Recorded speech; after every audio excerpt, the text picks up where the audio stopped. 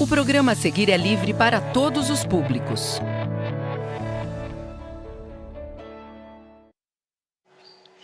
Boa tarde, turminha do quarto ano. Eu sou a professora Karen Alencar e estamos aqui para mais uma aula de língua portuguesa. Essa semana nós vamos trabalhar aí com o currículo em ação, ler e escrever algumas atividades desse material. Quem tiver já separa o seu material, tá bom? Boa tarde também para a professora Fran, que está aqui comigo. Boa tarde, professora Karen. Boa tarde, quarto ano. Eu sou a professora Franciele, vim acompanhar essa aula de língua portuguesa junto com vocês e a professora Karen. Muito obrigada pelo convite, Pro. Eu que agradeço a sua participação. Boa tarde aos meus colegas professores, boa tarde a todos os familiares e um beijo para o Pedro da Luz Santos e sua tia Lucimara. Então, título da nossa aula agora. Quem tiver um material pode pegar para acompanhar a leitura, tá bom? Então, Medo de Saci é o título da nossa aula. Já ouviu falar de Saci, né? Já. É Bastante. o Saci que eu estou pensando? É o Saci que você está pensando mesmo, do folclore. Legal. E aí nós temos o texto do Monteiro Lobato. Quem tiver o material, ó, página 84. Essa semana nós vamos retomar um pouquinho a questão do foco narrativo. O que é o foco narrativo? A forma como o texto está escrito. O narrador tem o foco narrativo. Pode ser em primeira pessoa, pode ser em terceira pessoa. Em terceira pessoa, o narrador não participa do texto. Em primeira pessoa, já é um narrador que vai participar ali dos acontecimentos. Então, eu vou ler o texto, nós vamos ler com calma, vamos conversar. E no final, eu quero que vocês me falem qual é o foco narrativo desse texto aqui que nós acabamos de ler. E se eu tenho que pegar esse texto e deixar nesse foco narrativo, ou se nós podemos mudar o foco narrativo. Tá. Nós já trabalhamos isso, uma aula só da sequência 5, e aí nós vamos fazer essa retomada essa semana. Então, ó, o texto Medo de Saci, o autor Monteiro Lobato. Semana passada nós já lemos um texto dele, essa semana nós vamos continuar aí fazendo leituras do Monteiro Lobato, que estão no livro de vocês, Currículo em Ação, Ler e Escrever, volume 2, página 84. Certo? Você lê pra gente? Leio. Pedrinho, naqueles tempos, costumava passar as férias no sítio de Dona Benta, onde brincava de tudo, como está nas Reinações e na Viagem ao Céu. Só não está contado o que lhe aconteceu antes da famosa Viagem ao Céu, quando andava com a cabeça cheia de sacis. E aí aqui apareceram duas expressões, entre aspas, que são Reinações e Viagem ao Céu. Será que eles sabem o que o narrador está mencionando aí? O que está em aspas, né? É. E aí, pessoal, Reinações e Viagem ao Céu. O que será que o autor, né, está querendo dizer? Ele está se referindo ao quê? Quem conhece aí um pouquinho do Monteiro Lobato já consegue saber. Quem já escutou falar? A professora Natália falou que reinações são travessuras. Tem bastante travessuras nas reinações. E a professora Mônica falou que são livros. E são duas obras desse mesmo autor, do Monteiro Lobato, em que ele conta outras travessuras da Emília, do Pedrinho, do pessoal do sítio do Pica-Pau Amarelo. Legal. Então, se eu for ler Reinações ou Viagem ao Céu, eu vou encontrar ali informações sobre o Pedrinho, a Narizinho, a Emília, o pessoal lá do sítio do Pica-Pau Amarelo, certo? Então, continuando agora. A coisa foi assim. Estava ele na varanda, com os olhos no horizonte, postos lá onde aparecia o verde escuro do capoeirão dos tucanos, a mata virgem do sítio. De repente disse: vovó, eu ando com ideias de caçar na mata virgem. Será que é uma boa ideia dele? Não sei não. Acho que não, hein? Mata virgem, quando a gente pensa em mata virgem, nós pensamos em encontrar todos os tipos de animais Sim, que habitam numa mata. sim. Será que é uma boa? Desde os maiores até aqueles menores. Sei não, hein, Pro? Eu não iria. Você iria? O que será que a avó dele vai responder? Eu não teria coragem também. Eu acho que ela vai falar que não aconselha, não. Que não é uma boa ideia, né? É. Então, vamos descobrir. Dona Benta, ali na sua cadeirinha de pernas cotós, entretida no tricô, ergueu os óculos para a testa.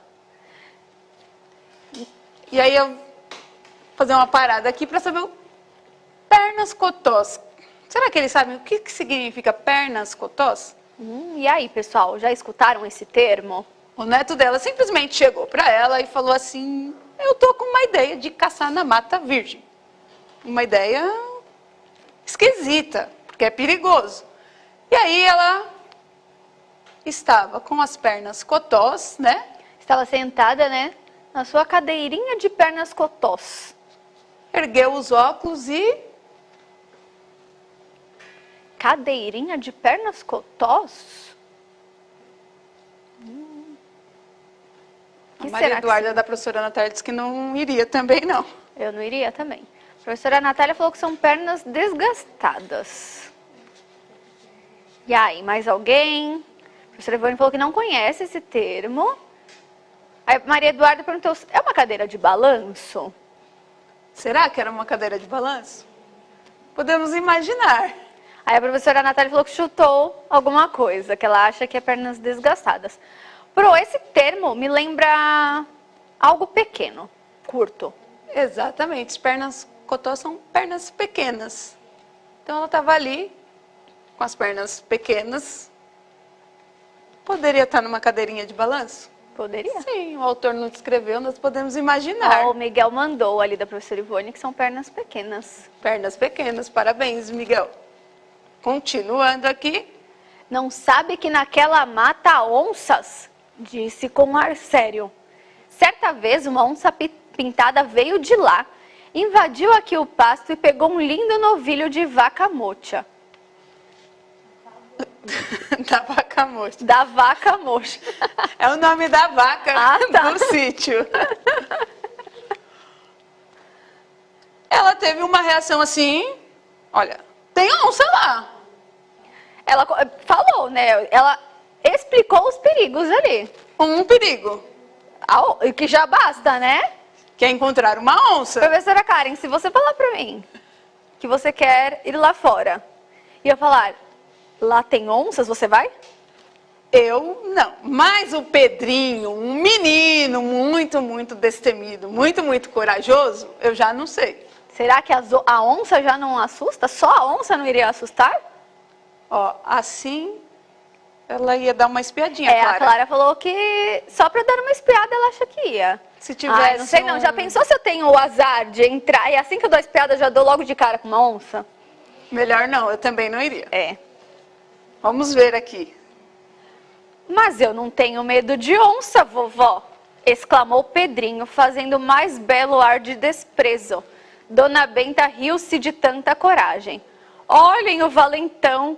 Quem foi que naquela tarde entrou aqui berrando com uma ferroada de vespa na ponta do nariz? Ele disse que não tinha medo. Mas ficou reclamando do ferrão da vespa. A vespa é grande? É menor do que a onça. Bem menor, E né? tenho certeza que a ferroada da vespa dói menos que uma mordida de onça. Já pensou? A Clara tá pensando bem se ela ia espiar mesmo. Eu ainda prefiro não ir. Eu ia preferir a ferroada da vespa. E a Pro Natália colocou, o Pedrinho é muito corajoso e cabeça dura. Pois é. Porque essa coragem toda dele aí, eu vou. Mas a avó dele acabou de contar que ele tem medo de vespa. Pois é, não gostou de levar uma ferroada. Será que vai gostar de levar uma mordida de onça? Vamos ver o que será que ele vai responder, né? Sim, vovó, de vespa eu tenho medo, não nego. Mas de onça, não. Se ela vier do meu lado, prego-lhe uma pelotada do meu bodoquê novo no olho esquerdo, e outra bem no meio do focinho, e outra. E o que ele vai jogar aí na onça? Não entendi direito esse... Pelotada do meu bodoquê? O que é bodoquê? Que negócio é esse que ele tem aí? Professora Natália já respondeu que bodoquê é um estilingue. É um estilingue, exatamente. Quem nunca viu um estilingue, antigamente tinha mais, né? Sim. Hoje em dia não tem, até porque é meio perigoso. Ele normalmente é feito de madeira e aí tem dois... Deixa o oráculo voltar aqui. Tem esse formato aqui assim normalmente, e aí um elástico aqui no meio, que é para você puxar, põe uma pedra ou qualquer coisa e jogar e atirar. Então, isso que é o estilingue. Normalmente é de madeira, tem o elástico ali, você puxa e atira a pedra. Por isso que ele falou que atirava uma no olho esquerdo. Uma no meio do focinho e outra, a dona Benta não deixou ele continuar. Não deixou. O que ela falou? Chega! Interrompeu dona Benta com medo de levar também uma pelotada. Mas, além de onças, existem cobras. Dizem que até urutus há naquele mato. Se ela não convenceu ele com as onças, ela tentou uma outra coisa aí agora. As cobras. E aí vem esses urutus, que na realidade também é uma espécie de cobra. Então, deve ser alguma espécie talvez mais perigosa. Talvez, né? Porque ela falou, dizem que até urutus, né, dá até uma venenosa, né? É. Porque se ela falasse uma cobra, por exemplo, que não tem veneno... E ela podia levar uma mordida, ia doer, mas... Ele não ia ficar com medo. Ela falou assim, não, até urutu tem. Será que agora vai? Não sei. Será que foi o suficiente para o Pedrinho desistir de entrar naquela mata? Se ele tem medo da picada de vespa... Eu acredito que de cobra, então... Também, né? Só a onça que ele... Na onça ele resolve tudo lá com o bodoquê dele lá, ele resolve tudo. Ele pega o negócio pensa lá. e resolve com... Diz ele, né? Estamos andando na floresta. Aparece uma onça. Peraí que eu vou pegar meu estilingue aqui. Tum, tum. Eu já tinha corrido. Então, Não ia nem lembrar que eu tava com o estilingue. de jeito nenhum. Até você pegar o estilingue. Ela já E se você errar? Então, aí você só vai atiçar mais ainda a fera, né? Já pensou? Cobra! E Pedrinho fez outra cara de pouco caso ainda maior. Cobra mata-se com um pedaço de pau, vovó. Cobra! Como se eu lá tivesse medo de cobra. Dona Benta começou a admirar a coragem do neto, mas disse ainda... Ele não ficou com medo. Não. Então, um ele resolve com o estilingue, o outro ele resolve com um pedaço de pau. Opa, passou uma a mais. Agora sim.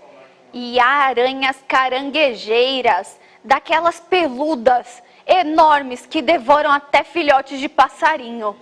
O menino cuspiu de lado com desprezo e esfregou o pé em cima.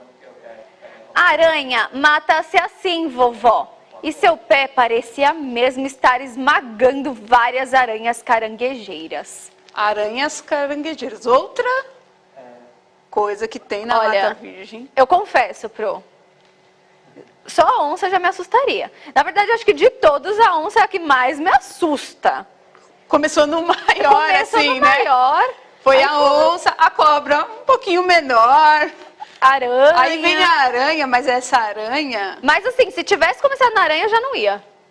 Em se tratando dessa. Não.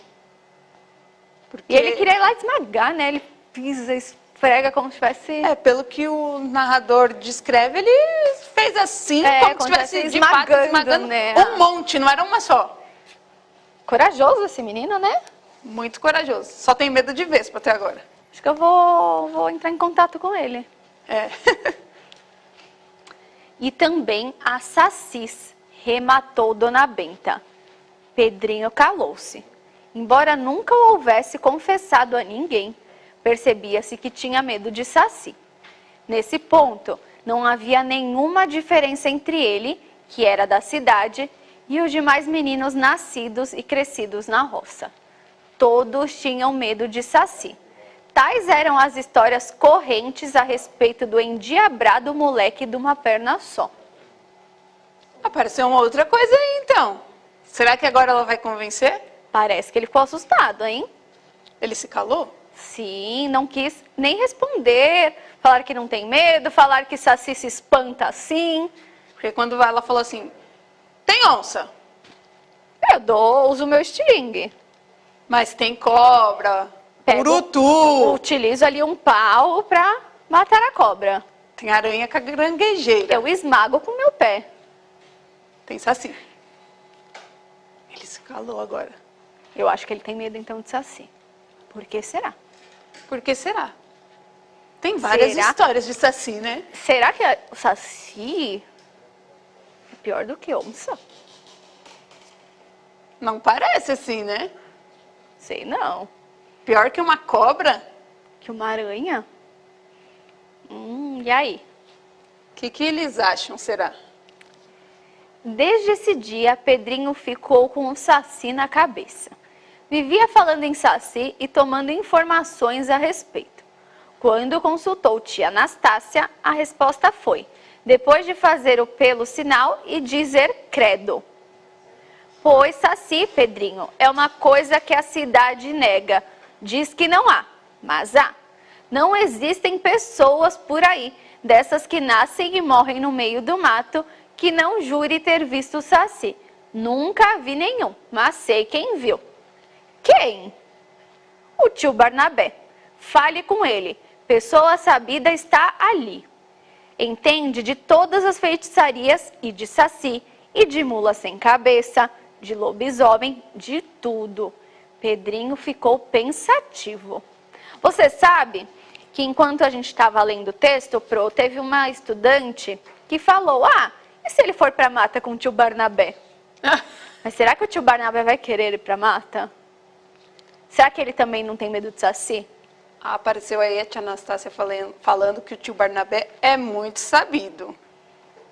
Se ele é tão sabido, eu acho que ele vai preferir ficar em casa do que na Mata Virgem. Ele pode conhecer muito sobre o Saci, mas ter medo, né? É. Ou ter cuidado, né? Exatamente por conhecer demais. Exatamente. Já sabe quais são os perigos, então é melhor evitar. Exatamente, E o Pedrinho ficou pensando. Sim. O que será que ele... O que tinha na cabeça dele agora era Saci. Será que ele vai falar com o tio Barnabé? Será? Nós não vamos descobrir, porque nós paramos a história aqui, ó. Tem até ali o reticências. Como assim, Não tem mais. Como assim, Era só esse pedacinho mesmo, para ficar curioso. O que vai acontecer? Onde eu acho o final dessa história?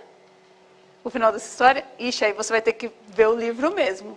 Porque no ler e escrever só tem essa partezinha também. Eu tô triste agora. Eu fiquei curiosa. Muito legal. Vou procurar saber. Medo de Saci. Na semana nós vamos trazer um outro pedacinho Tá. dessa história. Tá bom. Um outro pedacinho. É só ver se tem o livro na escola. Verdade, Natália. Porque eu vou dar um jeito de descobrir, procurar na internet, porque não tenho a biblioteca da escola. Eu vou lá na biblioteca ali ver se tem. Ele ficou ali com o Saci na cabeça.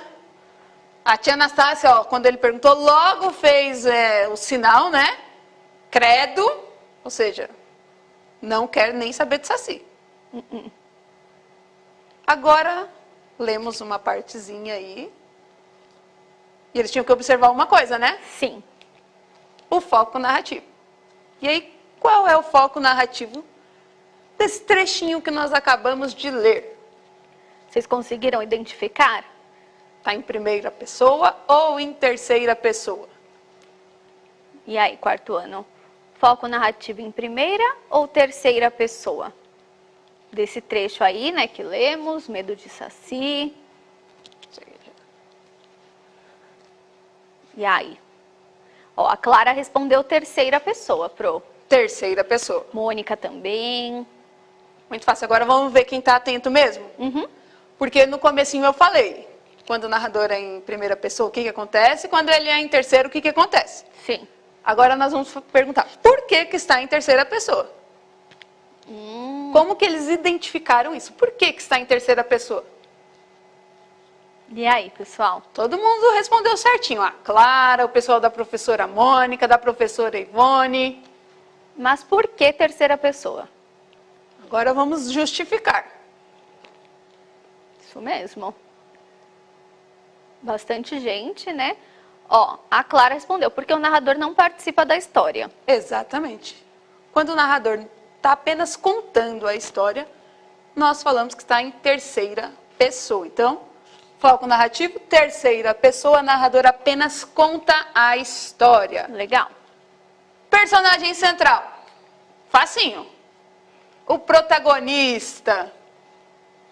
Tem características aí, corajoso, Pedrinho. destemido. Ó, a turma da professora Mônica respondeu Pedrinho. O Pedrinho.